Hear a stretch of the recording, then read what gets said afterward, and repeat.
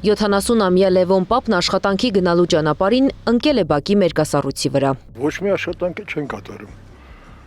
Մենա, արեք գնանք մեր բակը ցույց տամ։ Սառած էր, ոչ մի հատ բան չեն ցանում, ոչ մի բան չկա։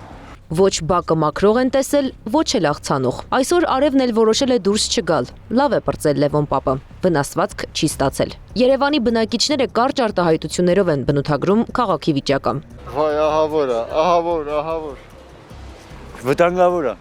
շատ վտանգավոր է։ Որոշ չափով, հա, որոշ չափով, բայց հələ մեկ օր է, հələ սենց վիճակներ չեմ սիրում, որ մնում է։ Ոչ մի բան չեն, այսինքն կարելի են շատ քիչ, մայթերը հատկապես։ Ինձ համար լավ է, չգիտեմ, ոչինչ, հարմար։ Ժանում եմ պատասխանել, բայց ավելի շատ տեղեր մերկասառույց կա, քան մերկասառույցը մաքրված է։ Մասամբ, հիմնականում ոչ։ Մեզ ճանապարհին հանդիպած անցորդներից մեկն ասում է. բակի աստիճաններին մոտենալ հնարավոր չէ, իսկ մայթով քայլելու համար հավասարակշռությունը պահելու հատուկ հնարքներ պետք է սովորել։ Հենց բակերում ամենավատն է, չեմ ասում է սելետնի շենքերը,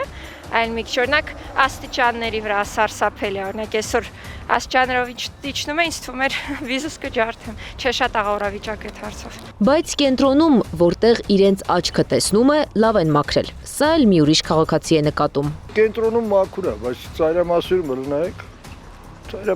նայեք, չկա կենտրոնը իրանց աչքի դեմն է կմաքրեն, բայց դե մնացած։ Ինչու է քաղաքում այս վիճակը։